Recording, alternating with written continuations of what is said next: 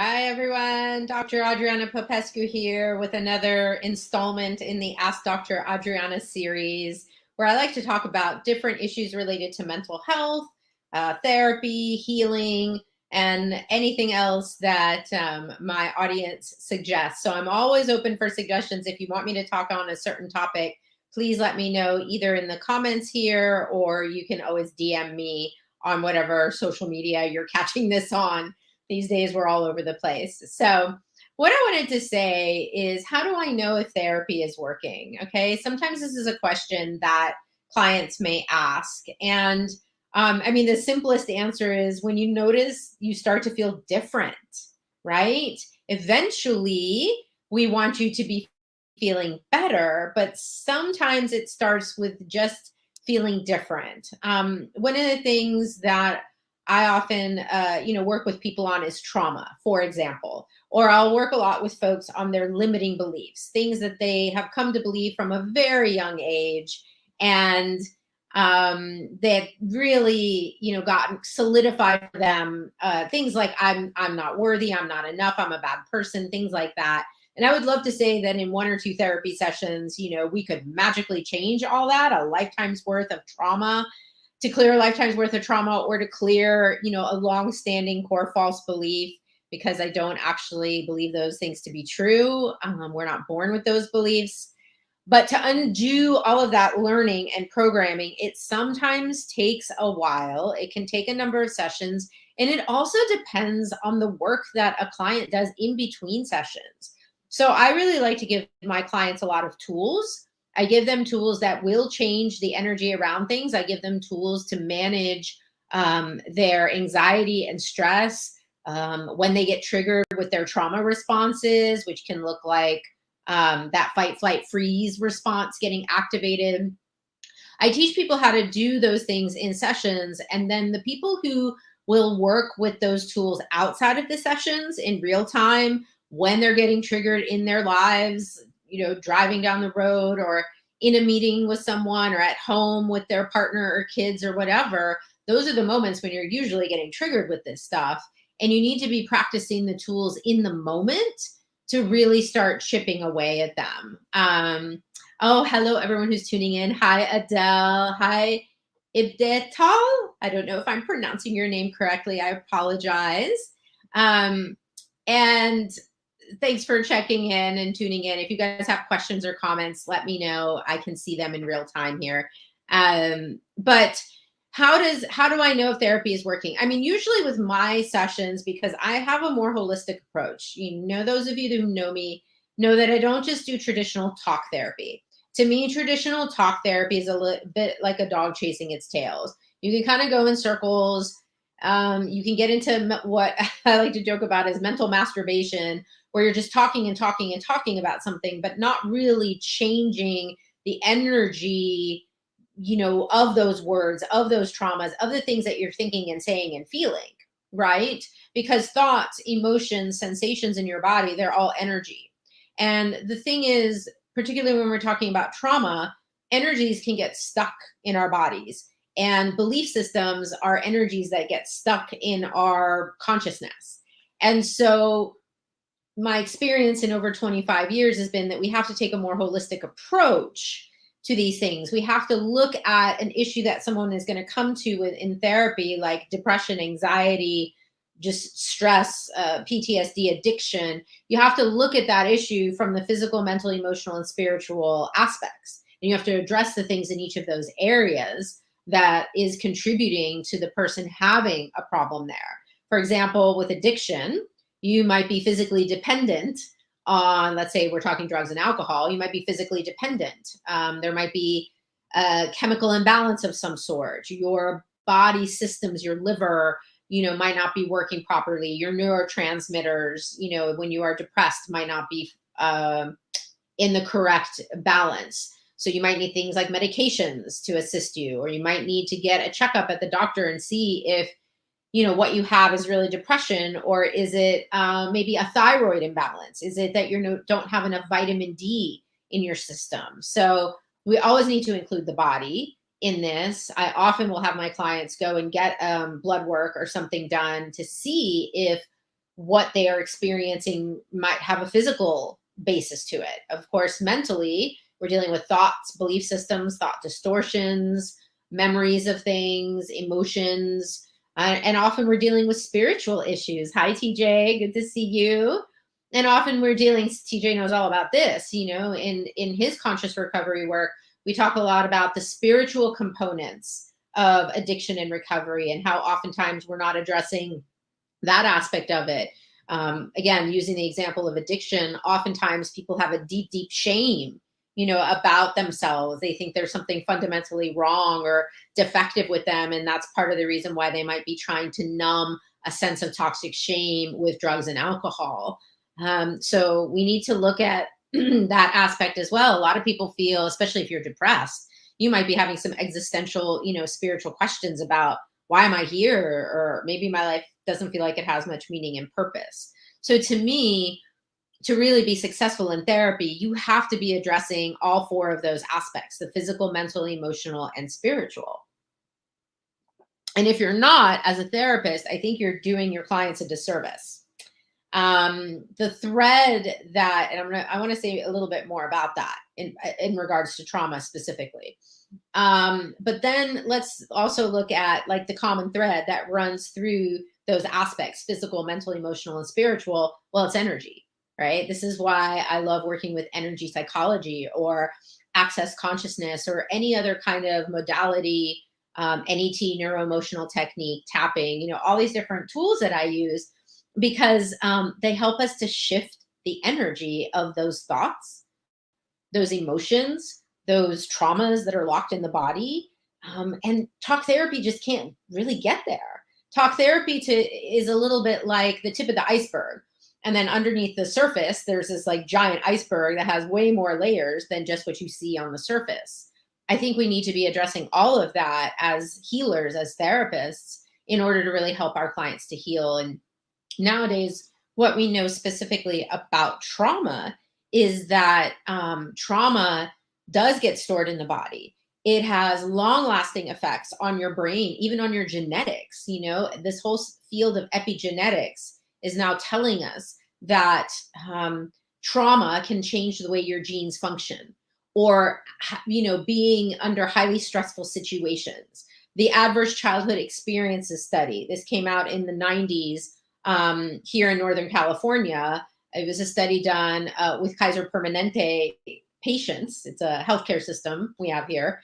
And they looked at over 17,000 people, and they correlated their physical and mental health later in life with early adverse experiences they would have had in childhood, like, experiencing abuse or neglect, or having a parent or caregiver in the home who has an addiction issue or a mental health issue, or somebody was in prison or jail, or somebody, there was a witnessing of domestic violence. All of those things have a profound impact on a child's developing brain. It can change the way their amygdala functions. The amygdala is very involved in that fight, flight, freeze response. And in this study, what they found is the more adverse childhood experiences people had, the more likely they were later in life to have mental health issues, addictions, and all kinds of other physical health issues like heart disease, cancers, lung disease, all these different issues. So the reality is that our life experiences shape us physically, mentally, emotionally, and spiritually. So if we want to heal from them, we've got to be looking through all of those lenses. And particularly when treating trauma, it's really become a specialty niche in therapy. I would say, the average therapist is not learning the most what are coming to be the most evidence-based practices or best practices when it comes to treating trauma. Just telling your trauma story over and over again isn't going to heal it. If anything, it's going to re-traumatize you. It's going to reactivate that fight, flight, freeze response. You're going to start having, flashbacks and memories, intrusive thoughts. You could have emotional flooding. You could have any number of things come up as trauma after effects, conditioned trauma responses that just can't be extinguished with words alone, which is talking about it, telling your story. The research, I think, is coming out to start to back that. The really interesting research we're getting into nowadays is brain scans. We're doing fMRIs. We can do EEGs where we measure brain waves. We can look at people's brains who, let's say, people. Here's a great study. We should put a link in this, in the comments. There's a TED Talk that Dr. Peta Stapleton, PETA Stapleton. She's a researcher out of Australia, who works with energy psychology. And she did a brilliant study where she looked at people with food addiction, people who are often overweight, they have food addiction issues. And they did this very clever study where they put people in an MRI machine, show them photographs of their favorite comfort foods, the things that they, find themselves binging on, and looked at what parts of their brain lit up when they were looking at those photos. And then they sent them away. For 4 weeks, they had them tapping on acupuncture points while thinking about those foods and the cravings, when they would have the food cravings. And then 2 hours a week, EFT tapping they did for 4 weeks. And then they put the people back in the MRI machine and looked at their brains again, showing them those photographs. And guess what? After 4 weeks of tapping, the brain changed. You could see the changes in the brain where people were no longer having that, especially the addictive parts of the brain. This is like the amygdala, the nucleus accumbens, the anterior cingulate, whatever, all these different brain structures. Those parts of the brain get lit up when somebody is thinking about engaging in that addictive behavior. Well, after the 4 weeks of tapping, those parts of the brain no longer lit up. And when they did follow-up studies, a year later, they found that the results were maintained. So that to me is saying you are creating changes in the neural pathways of the brain. You're creating changes in how the brain is functioning. The research on access bars, for example, is a hands-on energy process where you're touching these 32 different points on the head. The research on that, what they can see is people's brain waves. When they look at EEGs of the brain before and after receiving a session of access bars, they can see changes. They can see that brain waves slow down. They get more you have more theta, which is that state of deep relaxation or meditation or hypnosis. You see more theta brain waves. You see more coherence where the different parts of the brain are communicating with each other in healthier ways. And you see lasting results from that. As self-reports, people feel less stress. They feel less depression. They feel less anxiety from an hour of having energy work done on their head. To me, these are the innovative technologies and therapies that we as a field in psychology should be moving towards. If you work with trauma, I think you probably also need a tool like EMDR or brain spotting. I prefer brain spotting. I find EMDR to be oftentimes a bit too overwhelming or flooding for clients. And so this is where sometimes people get stuck with, is therapy working for me? Because you could have an experience, you could have maybe a negative experience, let's say working with trauma, where you're doing an EMDR session and it's because you're opening up all this unresolved trauma that's been locked in your body. Sometimes it can feel a little overwhelming. Sometimes you might feel worse before you feel better. And I think it's important for people to understand that. Like, I love for people to walk out of my therapy sessions feeling like, yeah, something changed, or I feel hope. That's another way therapy is working, when you start feeling hope again, or you start feeling connected more to your authentic kind of essential self. Like, we get disconnected from ourselves so easily, especially with trauma. Or think about this pandemic, I don't think we've come back to where we were pre-pandemic. There's a lot of people still feeling lost, feeling really depressed or disconnected from themselves, or really in this question of like, what is the point of it all, or what meaning and purpose does my life have? And so when you are feeling disconnected in that way, when you feel hopeless, maybe when you feel depressed or you feel overwhelmed, you're disconnected from your strengths. You're disconnected from your essence, that what I like to call your infinite being, your spirit, that is infinite. And that goes beyond whatever current life stressors you're having. We get cut off from that. And so I think part of what we're doing in therapy is also helping people to reconnect with their innate strengths. And we're empowering people, right? That's the other piece. I think good therapy empowers people. It helps them to connect with their strengths. It helps them to challenge core false beliefs and other kinds of cognitive distortions that we're often functioning from. It helps us change our point of view so we can see things differently and create change. The power of question is enormous. TJ talks about it a lot in conscious recovery. We talk about it a lot in access consciousness, and the power of living in the question or as the question. Because when you use questions in therapy, they open up possibilities. Answers and conclusions and trying to figure it all out tends to actually stop the flow of energy and create restrictions and limited possibilities. So I really like to use questions a lot in therapy. What would it be like if? What else is possible here? How does it get any better than this? What would it take for blank to show up? This is activating the law of attraction or ask and receive. That's a real thing. It really does work. But people don't know how to apply that.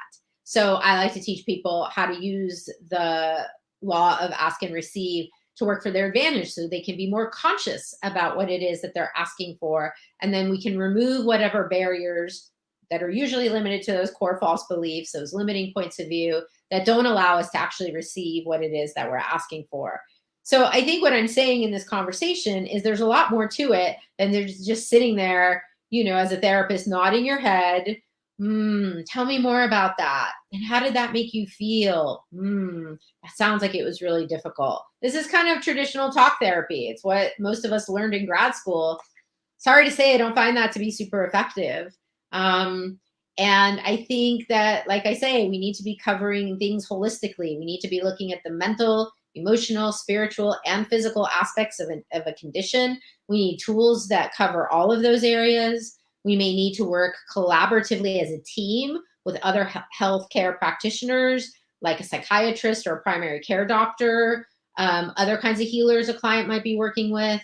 I often send my clients to a good friend of mine, Michelle Watkins, who was in grad school with me. And she was also a guest on my podcast, Kaleidoscope of Possibilities, where we do explore these alternative perspectives and healing modalities for mental health. And, Michelle does energy work. She does Reiki. She does shamanic work. And sometimes I find that is super helpful for my clients, especially when we're working with a deeply entrenched issue that hasn't had a lot of change. A lot of clients come to me and say, I've been in therapy for 10 years and this trauma thing or this other issue really hasn't changed. So I think especially when we're dealing with these more deeply entrenched issues and the conventional methods haven't worked, that's especially when we need to go outside the box and be looking at, okay, what else is possible here? What has not been, what stone has not been uncovered here?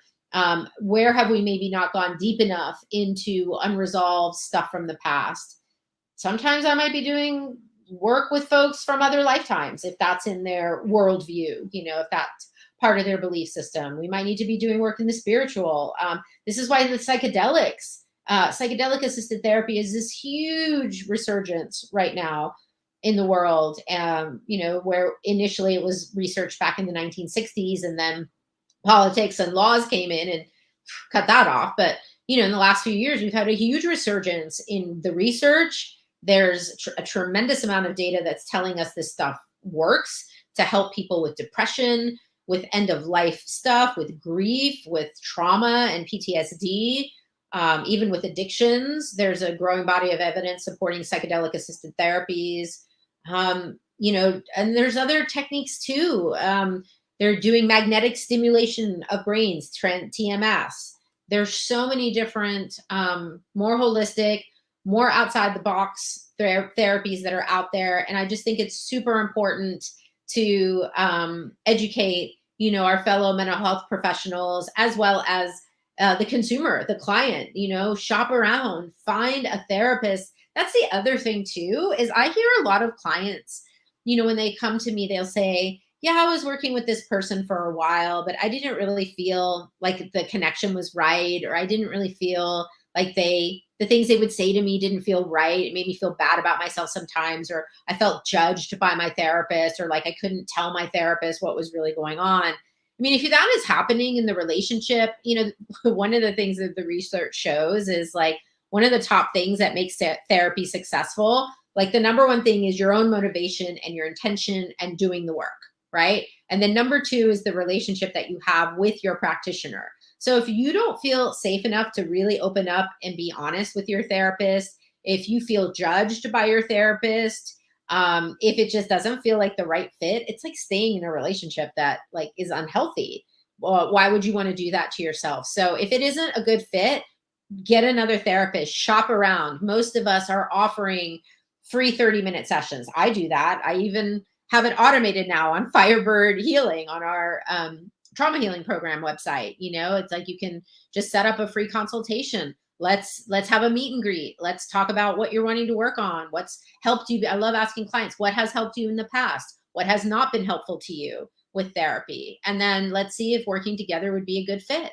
Are you open to trying some different modalities that are maybe different than what you're used to? You know, are you open to this idea that energy work might be helpful to your situation? So all of those things are really important factors to consider with therapy. And how you'll know, and especially I think if you're using some of these techniques, one of the things I've found in working with folks is that when I bring in the holistic techniques, I get change a lot faster than the traditional stuff. And the research is backing that.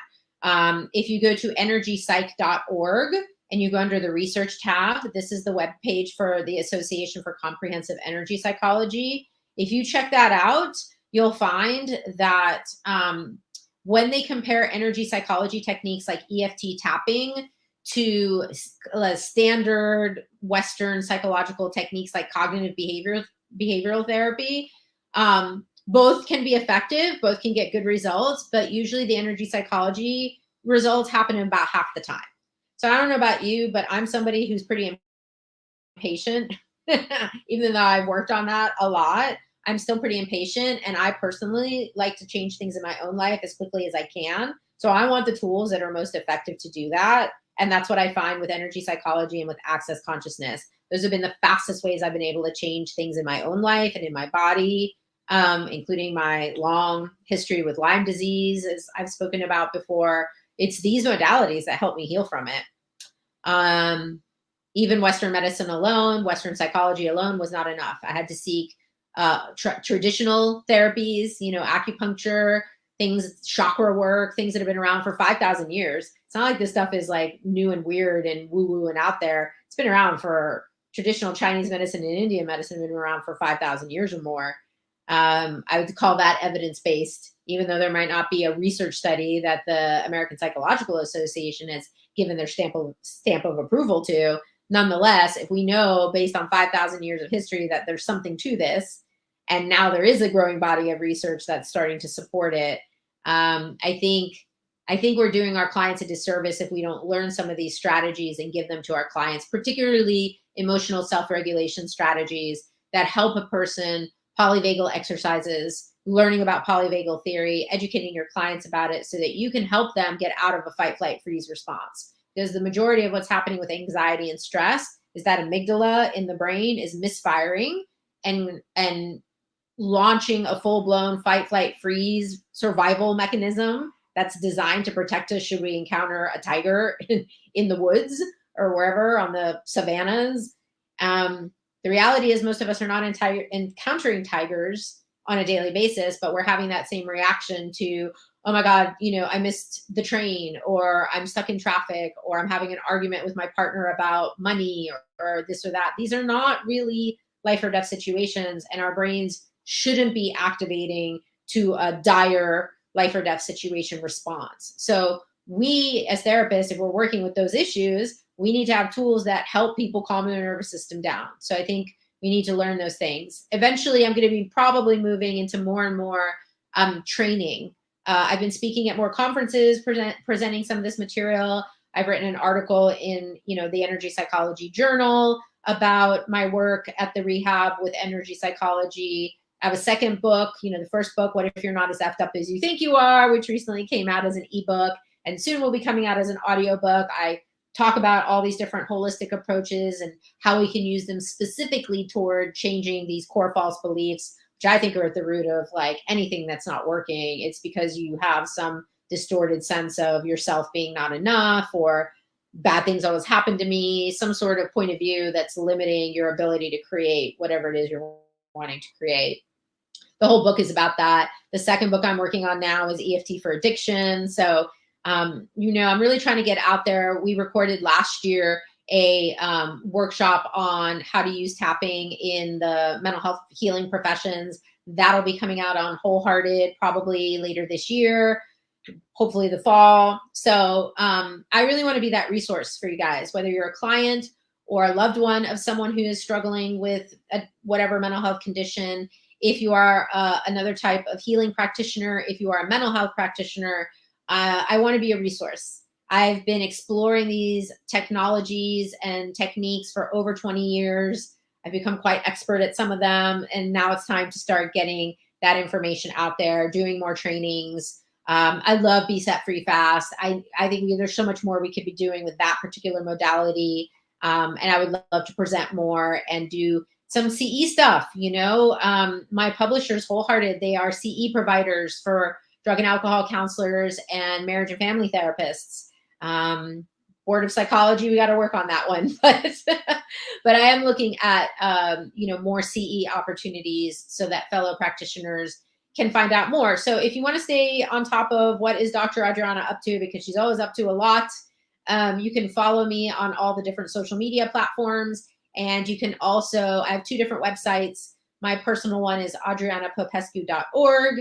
And we have the Trauma Healing Center, firebird-healing.com. You can sign up to get on the newsletter and stay on top of all these things I'm putting out there. And if there's any topic, like I said in the beginning, that you want to find out more about, that you'd like me here to, you'd like to hear me speak more on, please do add that in the comments or DM me, and I'm happy to say whatever I can on that topic. I really appreciate all of you who support me in my work, and everyone who bought the book. We were able to make it an Amazon bestseller, new release, which was really exciting. And thank you for being there and for listening and being willing to try something different, because I hope, if nothing else, this conversation has given you the awareness that anything in your life that isn't working, it is possible to change it. You might need to do a little work. It might not feel so great at first, but eventually you will get to that light at the end of the tunnel. Just never give up. Okay. Thank you, friends. See you next time.